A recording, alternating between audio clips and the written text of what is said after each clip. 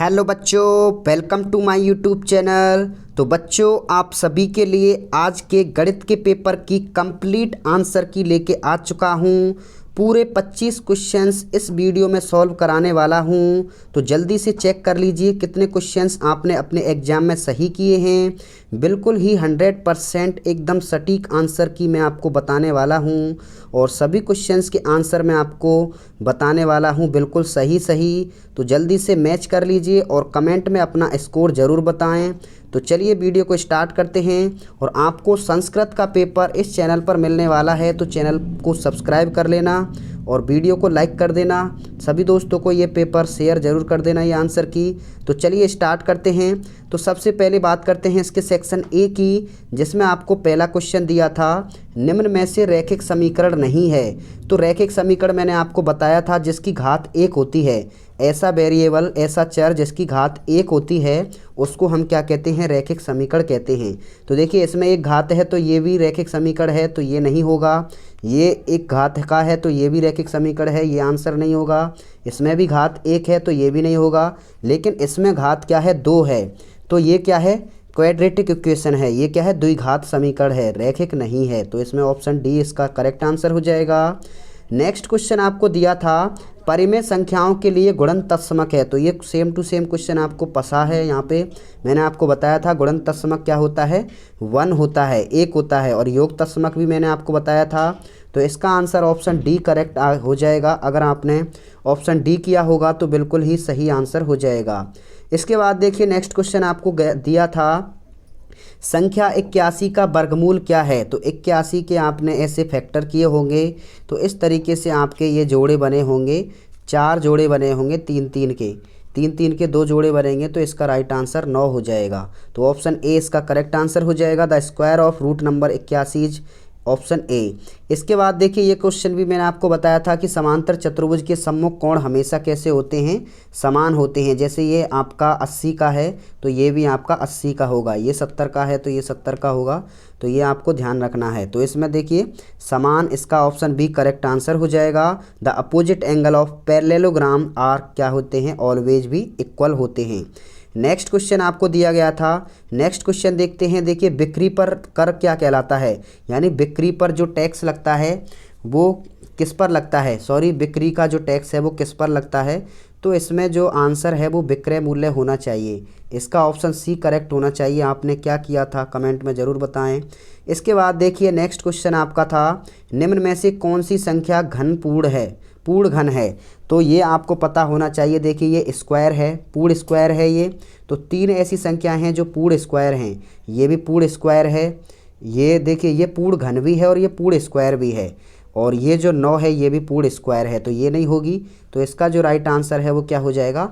64 हो जाएगा, जो कि 4 का क्यूब होती है। 4 का क्यूब, 4 चक 16 चौक 64। तो ऑप्शन बी अगर आपने किया था तो बिल्कुल सही हो जाएगा। इसके बाद देखिए, ए की पावर -m था। मैंने आपको बताया था यदि माइनस में है ऊपर, अगर माइनस में है तो ऊपर ले जाने से प्लस हो जाएगा या ऊपर नीचे ले जाने पर। तो इसको हम माइनस है तो प्लस करेंगे तो नीचे आ जाएगा ये। तो ए की पावर प्लस का m हो जाएगा। तो इसमें क्या हो जाएगा? ऑप्शन ए इसका क्या हो जाएगा? करेक्ट आंसर हो जाएगा। देखिए, इसके बाद नेक्स्ट क्वेश्चन है। इसमें देखिए, आप ईमानदारी से बताना, इसमें आपने ये 21 किस किस ने समझा था? 21 और 31। देखिए, 21 नहीं है ना ही 31 है, ये ना तो ये 21 है और ना ही ये 31 है, ये एल है। ये क्या है? एल है। देखिए, ये 2l स्क्वायर m है ये, और गुणा में 3l m स्क्वायर है ये। तो 3 दूनी 6 हो जाएंगे, और l स्क्वायर का l से करेंगे तो ये l क्यूब हो जाएगा, और m का m स्क्वायर से करेंगे तो m क्यूब हो जाएगा, यानी 6l क्यूब m क्यूब। तो जिसने भी इसको 61 और जिसने भी इसको 21 और 31 समझा था वो कमेंट में ज़रूर बताएं। लेकिन ये 21 और 31 नहीं है, ये 2l स्क्वायर और 3lm स्क्वायर है। तो इसका ऑप्शन सी इसका क्या हो जाएगा? राइट आंसर, यानी 6l क्यूब m क्यूब इसका क्या हो जाएगा? राइट आंसर हो जाएगा। इसमें देखिए 99% बच्चों ने क्या है, ये 21 और 31 समझा होगा, और मैं ये दावे के साथ कह सकता हूँ। लेकिन ये 21 और 31 नहीं है। चलिए आगे बढ़ते हैं नेक्स्ट क्वेश्चन की ओर। नेक्स्ट क्वेश्चन आपको दिया गया था जिसको हम सॉल्व करने वाले हैं। देखिए नेक्स्ट क्वेश्चन, तो बच्चों नेक्स्ट क्वेश्चन आपका सेक्शन बी से था, जिसमें आपको यहाँ पे दिया हुआ है, देखिए इसका जो सॉल्यूशन है वो मैंने आपको यहाँ पे करवाया हुआ है, उसकी आंसर की देख लेते हैं। तो बच्चों 90 का जो आंसर है वो मैंने यहाँ पे सॉल्व किया है। 8x + 4 = 3x - 1 है। देखिए इसका अंदर गुणा करेंगे तो ये क्या हो जाएगा, तो इसमें यहाँ पे देखिए साफ साफ यहाँ पे गुणा करेंगे तो ये अंदर गुणा करेंगे तो ये 3x - 7 हो जाएगा। तो इसको आगे फर्दर सॉल्व करेंगे तो इसका जो x का मान है वो 0 आ जाएगा। तो किस किस का 0 आया था कमेंट में ज़रूर बताएं। आगे देखते हैं। तो बच्चों आगे देखिए क्वेश्चन 10 देखते हैं, 10वां क्वेश्चन देखते हैं। 10वें क्वेश्चन में क्या किया है आपने, तो देखिए इसका आंसर भी हम सॉल्यूशन देख लेते हैं। तो बच्चों 10वें का देखिए आंसर यहाँ पे दिया हुआ है 1/14 है और माइनस में 3/7 है और गुणा में क्या है 3/5 है। अब इसको सॉल्व करेंगे तो 1/14/9/35 हो जाएगा। अब यहाँ पे 70 एलसीएम आ जाएगा तो 14 पंजे 70 होते हैं तो 5 हो जाएगा और 18 35 दूनी 70 होते हैं तो यहाँ पे 2 का 9 से करेंगे तो 18 है। तो इसका आंसर क्या हो जाएगा, -13/17 हो जाएगा। नेक्स्ट क्वेश्चन देखते हैं। तो बच्चों नेक्स्ट क्वेश्चन आपको दिया गया था, एक अलमारी पर 5% की छूट देने के बाद क्या है वो 5225 की हो जाती है। तो अलमारी का जो अंकित मूल्य है यानी मार्क्ड प्राइस है वो आपको फाइंड आउट करनी थी। तो बहुत ही सरल आंसर था ये, बहुत ही क्वेश्चन सरल था। तो इसका आंसर देख लेते हैं। तो बच्चों इसका आंसर यहाँ पे देख सकते हैं, माना कि अंकित मूल्य यानी मार्क्ड प्राइस हमने x मान ली। अब यहाँ पे हमें पता होना चाहिए जो छूट होती है वो क्या होती है, अंकित मूल्य में से अगर हम विक्रय मूल्य घटा दें तो हमारी छूट या डिस्काउंट या बट्टा आ जाता है। अब देखिए हमने क्या है, अंकित मूल्य क्या मान रखा है, x मान रखा है और विक्रय मूल्य क्या है यानी कितने में बेची है हमने, 5225 में बेची है तो ये विक्रय मूल्य लिख दिया। और जो बट्टा है, बट्टा हमेशा क्या है मार्क्ड प्राइस पर दिया जाएगा यानी x का हमने क्या है बट्टा निकाल लिया 5% यानी x का 5% यानी x 5x/100 हो गया। और इसको आगे हम सॉल्व करेंगे तो ये 95 हो जाएगा एलसीएम लेने के बाद। तो 95/100 = 5225 और इसको हम x का फाइंड आउट मान निकालेंगे तो इसको काटेंगे तो 275 और ये 20 हो जाएगा। गुणा करेंगे तो इसका जो राइट आंसर है वो 5500 हो जाएगा। तो किस किस का 5500 आया था कमेंट में ज़रूर बताएँ। नेक्स्ट क्वेश्चन की ओर बढ़ते हैं। तो बच्चों अगला क्वेश्चन दिया हुआ है आपकी स्क्रीन पर। अगला है अभाज्य गुणनखंड विधि से इसके क्या है घनमूल ज्ञात करने हैं। तो ये तो सरल था, ये क्या है 25 का घनमूल है, ये 25 का घनमूल है। आप अगर 25 का गुणा 3 बार करेंगे तो इसका 15625 आएगा। कैसे करना था, तो 15625 इस तरीके से करना था। चलिए मैं बता देता हूँ। तो बच्चों इसका आंसर भी देखिए यहाँ पे किया हुआ है मैंने, 5 5 के 2 जोड़े बनेंगे तो 5 यहाँ पे क्या हो जाएगा बाहर आ जाएगा तो 25 इसका राइट आंसर हो जाएगा। अगला क्वेश्चन देखते हैं। देखिए सभी क्वेश्चंस मैंने आपको सॉल्व कराए हैं तो प्लीज़ आपसे रिक्वेस्ट है चैनल को सब्सक्राइब ज़रूर कर लेना और वीडियो को लाइक कर देना। तो बच्चों नेक्स्ट क्वेश्चन की ओर बढ़ते हैं। देखिए आपको नेक्स्ट क्वेश्चन आपका पार्ट ए दिया गया है जिसमें आपको 13 से 16 क्वेश्चन करने थे। तो पतंग मैंने आपको बताया था, पतंग में क्या होता है, देखिए एक जो युग्म होता है, एक जोड़ा होता है वो क्या होता है समान होता है, इस तरीके की आकृति होती है। तो मैंने लाइव क्लास में भी आपको बताई थी, ये जोड़ा आपका समान होता है। तो इसमें क्या हो जाएगा, आसन्न भुजाओं के जो आसन्न भुजाएं होती हैं उनका युग्म क्या होता है समान होता है। इसके बाद देखिए आयत एक क्या होता है, आयत एक समांतर चतुर्भुज होता है। तो इसमें समांतर चतुर्भुज हो जाएगा। इसमें देखिए सभी भुजाएं बराबर माप की होती हैं, किसमें होती हैं समचतुर्भुज, नाम से ही पता चल रहा है सम यानी सभी भुजाएं समान। और चौथे में देखिए समचतुर्भुज के विकर्ण परस्पर लंबवत होते हैं। तो इस तरीके से समचतुर्भुज बनता है जिसमें क्या है विकर्ण क्या होते हैं 90 डिग्री पर क्रॉस करते हैं। आगे बढ़ते हैं। नेक्स्ट क्वेश्चन देखिए इंग्लिश में भी आप देख सकते हैं। तो इंग्लिश में देखिए इक्वल हो जाएगा पहले में और इसमें आपका हो जाएगा ये rectangle is in which each angle is right angle. तो इसमें क्या हो जाएगा, इसमें आपका हो जाएगा पैरेललोग्राम। सॉरी यहाँ पे देखते हैं इसमें क्या किया था इसमें हिंदी में। तो यहाँ पे दूसरा वाला जो है इसमें आपने किया था वर्ग समांतर चतुर्भुज किया था। हाँ तो आयत एक समांतर चतुर्भुज है। इसके बाद देखिए नेक्स्ट क्वेश्चन है आपका, नेक्स्ट है यहाँ पे देखिए इसमें क्या हो जाएगा इक्वल। तो इसमें आपका रोम्बस हो जाएगा और इसमें आपका इक्वल हो जाएगा। आगे बढ़ते हैं नेक्स्ट क्वेश्चन की ओर। नेक्स्ट क्वेश्चन आपका देखिए 14वां क्वेश्चन दिया था। तो इसमें देखिए आपको सत्य असत्य बताने थे तो बहुत ही इजी क्वेश्चन आया था। 5 का स्क्वायर करते हैं, देखिए -5 का स्क्वायर करेंगे यानी 2 बार गुणा करेंगे तो माइनस माइनस प्लस हो जाएगा, और 5 25 यानी माइनस का नहीं आएगा, तो ये गलत बता रहा है, तो ये असत्य हो जाएगा। इसके बाद देखिए a की पावर m, ये सेम टू सेम मैंने क्वेश्चन दिया था, a की पावर m और n है तो m का गुणा n से करेंगे तो ये गलत हो जाएगा। a की पावर m माइनस m बटे n नहीं होता है, a की पावर m बटे n होगा ही नहीं, तो ये भी असत्य हो जाएगा। इसके बाद देखिए 3 का स्क्वायर और 3 की घात 5 है, तो आधार समान है, घातें जुड़ जाएंगी, यानी 5 में से 3 घटाएंगे 2 घटाएंगे तो 3 की पावर 3 आएगी, और गुणा में 3 की पावर 6 है, तो फिर दोबारा घटेगा ये, तो 6 में से 3 घटाएंगे तो 3 की पावर 3 बचेगा, तो जो कि क्या है, सत्य हो जाएगा। इसके बाद देखिए ये भी सत्य है, ये भी सत्य है, पॉइंट हटाएंगे तो 0 हो जाएगा, यानी 7/10 हो जाएगा, सॉरी 7/100। और 100 को हम क्या लिख सकते हैं, 10 की पावर 2 लिख सकते हैं, और ऊपर जाएगी 10 की पावर 2 तो माइनस की हो जाएगी, यानी 7 गुणा 10 की पावर -2 हो जाएगी, तो जो कि बिल्कुल सत्य है। तो इसमें देखिए इंग्लिश में देख सकते हैं, पहला आपका फॉल्स हो जाएगा, दूसरा भी फॉल्स हो जाएगा, और तीसरा चौथा ट्रू ट्रू हो जाएंगे।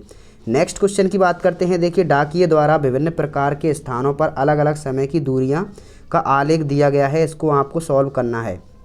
तो देखिए यहाँ पे इसके आंसर्स देखते हैं। पहला क्वेश्चन आपको दिया गया है, पहला है आपको ग्राफ को पढ़कर उत्तर देने हैं। डाकिये द्वारा प्रातः 11 बजे तय की गई दूरी, यानी 11 बजे उसने कितनी दूरी तय की थी। तो देखिए ये 11 बज रहे हैं और इसने यहाँ पे इतनी दूरी तय की है, 11 बजे कितनी दूरी तय की है, ये दूरी की है, और इसको ऐसे मिलाएंगे तो इसको क्या हो जाएगा, देखिए ये 5 है, ये क्या है, ये 5 किलोमीटर। तो इसका आंसर, पहले का आंसर क्या हो जाएगा, 5 किलोमीटर हो जाएगा। इसके बाद देखिए दूसरा क्वेश्चन है, दोपहर 2 बजे तक डाकिये ने कितनी दूरी तय की थी।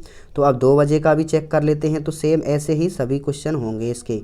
तो 2 बजे देखिए, 2 बजे का जो ग्राफ है वो कहाँ पे मिल रहा है, ये इसको हम चेक करना पड़ेगा। तो 2 बजे का यहाँ पे मिल रहा है, तो ये क्या है, 11 है, तो इसमें क्या हो जाएगा, 11 किलोमीटर। तो 11 किलोमीटर इसका दूसरे का आंसर हो जाएगा। और तीसरे का देखिए, प्रातः 12 से 2 बजे तक की जो तय दूरी है वो कितनी है, यानी 12 से 2 के बीच की दूरी कितनी है, यानी बीच की दूरी फाइंड आउट करनी है। यानी 12 से 12 तक इसने क्या है, 8 किलोमीटर दूरी तय की है, और 2 बजे तक इसने 11, तो 8 और 11 में कितने दूरी का फासला हो गया, 3 किलोमीटर का। तो इसका जो राइट आंसर है वो कितना आ जाएगा, 3 किलोमीटर हो जाएगा। तो तीसरे का क्या हो जाएगा, 3 किलोमीटर।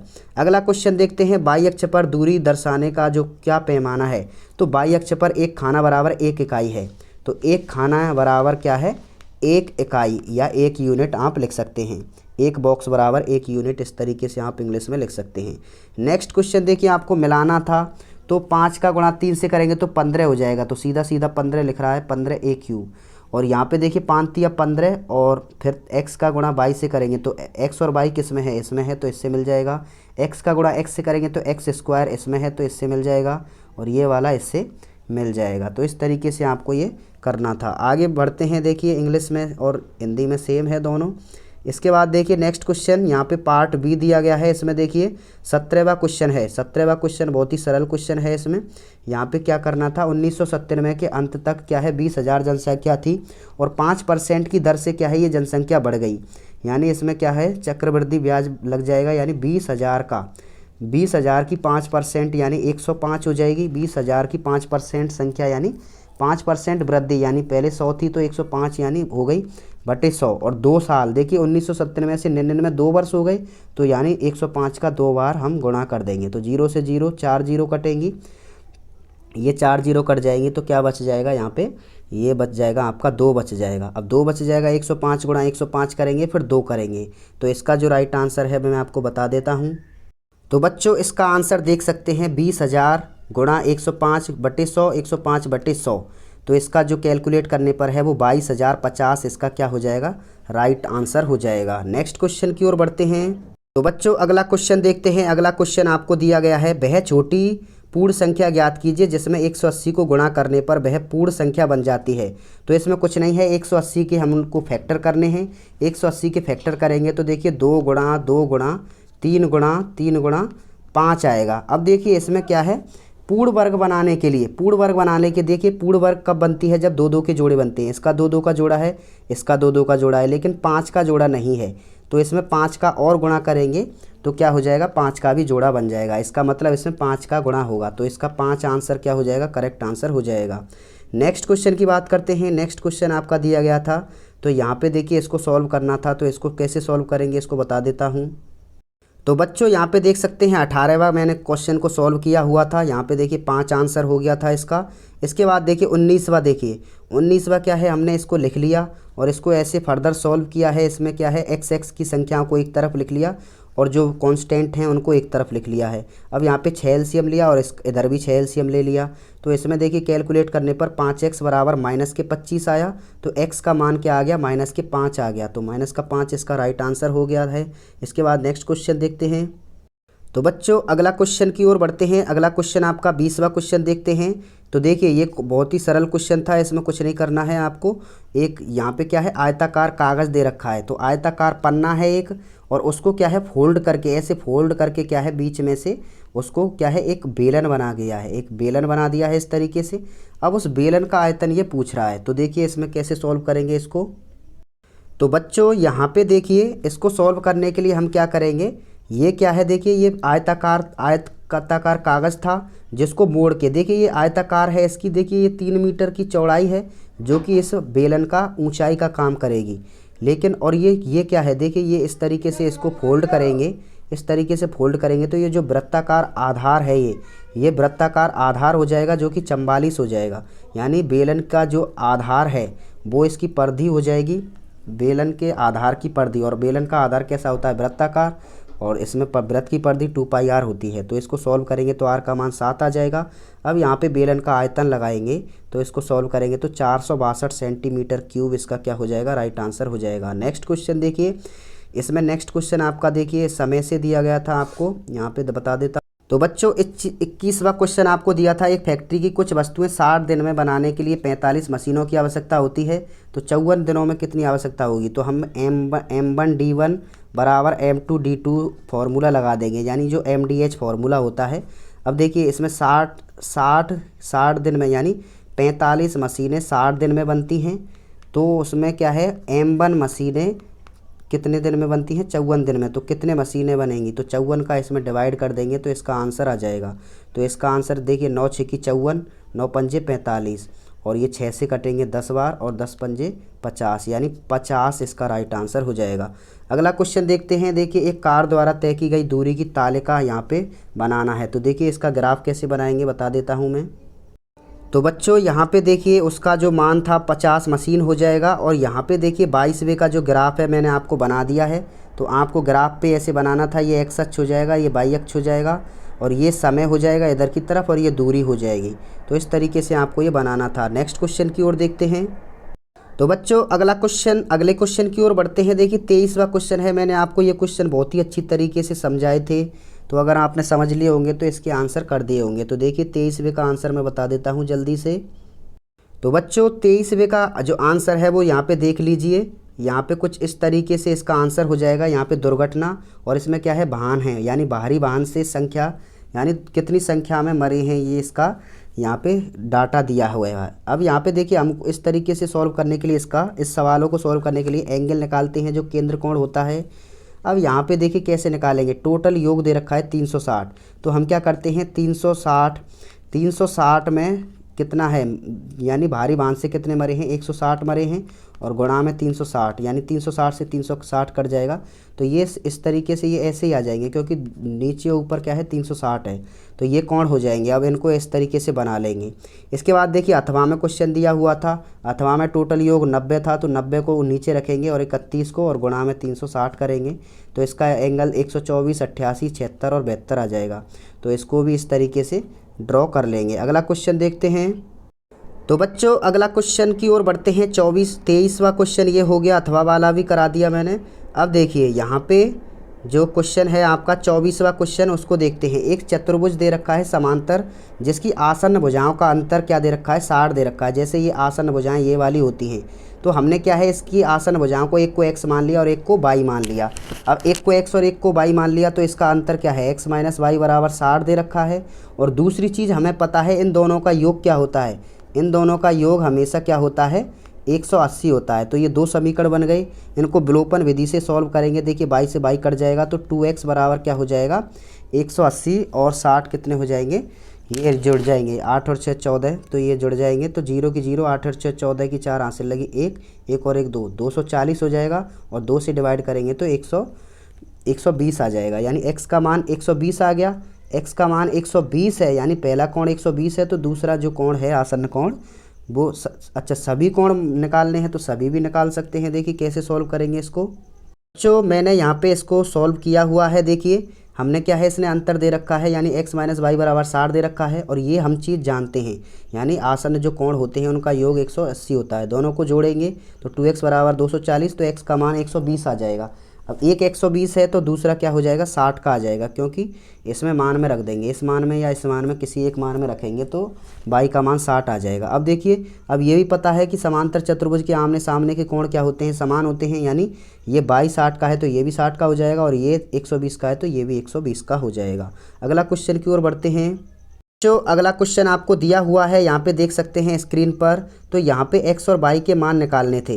तो देखिए इसने एक कोण इसने 90 डिग्री का दे रखा है। अब ये 90 का है तो ये इसके वाला 90 का होगा। क्यों होगा, क्योंकि सरल रेखा पर बना कोण 90 का होता है।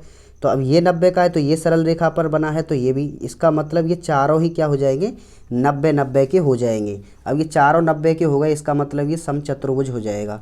अब यहाँ पे देखिए ये 90 का है तो ये 45 का दे रखा है, तो 90 और 45 कितने हो जाएंगे, 125। अब 125 को 180 में से घटाएंगे तो इसका मान 10 में से 5 5 और 7 में से 2 बचेंगे 5, तो 55 आ जाएगा। यानी जेड का मान तो 55 आ जाएगा। जेड का मान कितना आ जाएगा, 9 और 4 13, सॉरी 45 आएगा। 135 होंगे ये, 135, तो 180 में से 135 घटाएंगे तो 45, जेड का मान 45 आ जाएगा। अब ये जेड का मान 45 है, ये 30 है, ये 90 है, तो 9 और 3 12, 120 तो ये 50 का आ जाएगा। अब ये 50 का है तो और क्या चाहिए, अच्छा ये x का मान निकालना था, तो x का मान तो 90 का ही हो जाएगा सीधा सा। तो x और y के निकालने थे तो आप आसानी से इसको, अब y का भी 90 का है, x का भी 90 का है, और z का आपका 45 का हो जाएगा। इसके बाद देखिए ये सवाल दिया था, इसमें देखिए आपको पता है ये 80 का है तो सामने वाला भी 80 का होगा, क्योंकि ये समांतर चतुर्भुज है। अब ये 80 का है तो ये वाला 100 का होगा। क्यों होगा, क्योंकि आसन्न कोणों का योग 180 होता है। ये 80 का है तो ये 100 का होगा। अब ये 100 का है तो ये भी सामने वाला 100 का हो जाएगा। अब ये 100 का है तो ये पूरी सरल रेखा है, सरल रेखा पर बना कोण कितने का होता है, 180 का, तो ये बचा कुछ 80 का हो जाएगा। तो इस तरीके से y का मान 80 आ जाएगा, x का मान 100 आ जाएगा और z का मान 80 आ जाएगा। आगे बढ़ते हैं, नेक्स्ट क्वेश्चन देखिए, इसके गुणनखंड में आपको बता देता हूँ।